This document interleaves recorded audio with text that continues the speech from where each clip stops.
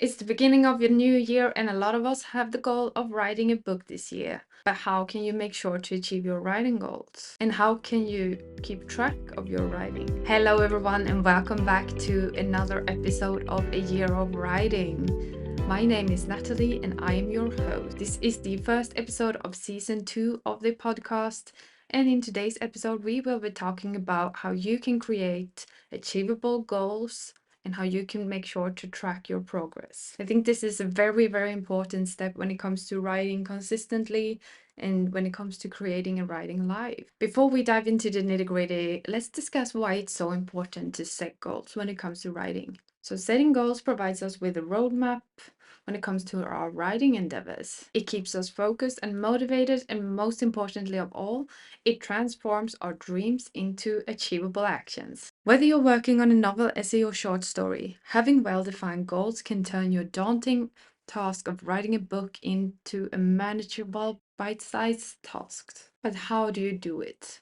So let's break it down. How do you craft achievable milestones? So the key here is to transform your overall writing goal into smaller, more manageable tasks. So, let's say you want to finish a novel in 6 months, then break down the goal of, so first of all, you have to think about how long is the book going to be? Is it going to be 100,000 words? Then break that down into, how many chapters it should be, and how many words you have to write each day to be able to achieve that goal. And once you've broken that down, that gives you an idea of how much you have to write each month, each week, or each day. And by doing this, you also create a sense of achievement whenever you reach another milestone. So when you reach the milestone of writing another chapter or whatever, that actually gives you a sense of achieving something, and it's great. Another important step when it comes to creating achievable goals is, of course, to track your progress. Because without tracking progress, how do we know that we've achieved our goals? And to do this, I want you to consider like having a writing journal or tracking your progress online. So achievable milestones might be, writing a sentence a day. It might be writing 500 words per day, or it might be like for me, I write roughly 2,000 words per day when I write my first draft. When it comes to editing, I count the time it takes instead of the words I edit, because, if there's very little that needs changing in a chapter, then it would be too many words to count. So yeah, I don't count that. But and here, you have to find your own way of doing this. But when it comes to reaching your goals, I think it's very important to have some kind of effective strategy for tracking your progress. And here I want you to consider to have some kind of writing journal or use some digital tools to track your writing process, to see how much you write, each day, each week, each month. Because it's also quite a great motivator for your writing. And it makes sure that you're creating a writing habit.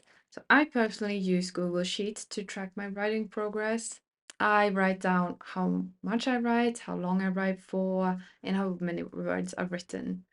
This helps me stay focused, and it also, if I'm having a rough day when it comes to writing, I can just look back and see, okay, I've actually written quite a lot this week, which serves as a great boost for me. To keep on going. And also, since I have a writing streak now of writing every day for a lot of days in a row, I don't want to miss a day. So that's also a good motivator.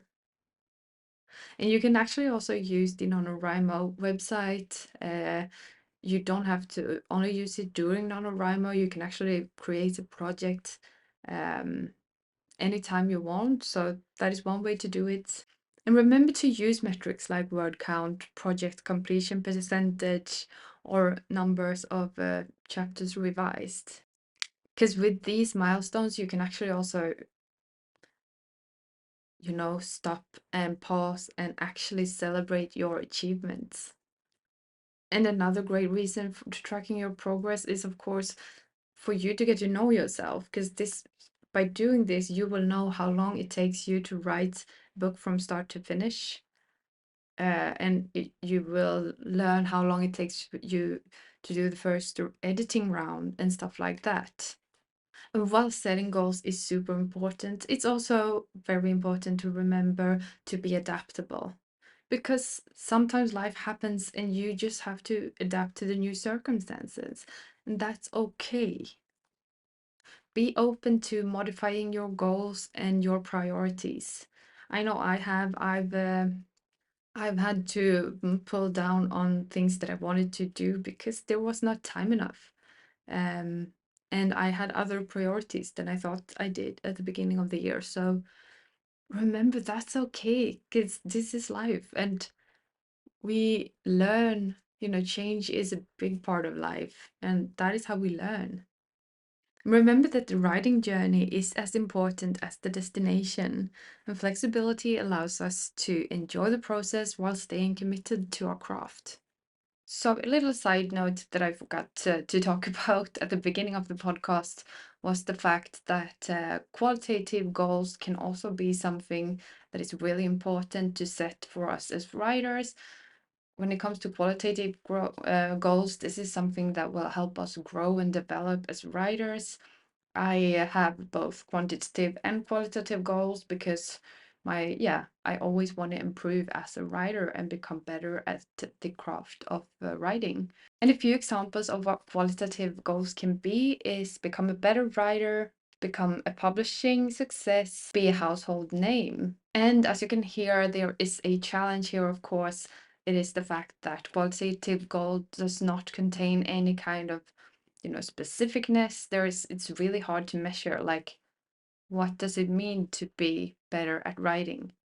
If you don't have something to compare to, then how do you know that you are actually a better writer? But they are still very, very helpful when it comes to the long-term goals, the long-term plan for you as a writer. So I don't think that you should not have them. I definitely think that you should have them. They should be like your North Star metric, or big OKRs if you're from the business world. I do think that the qualitative goals need some kind of backing of quantitative goals. So choosing a quantitative goal, like writing 500 words per day, or reading a book on story structure, or taking a class in character development, these are things that actually lead you in the direction towards your qualitative goals.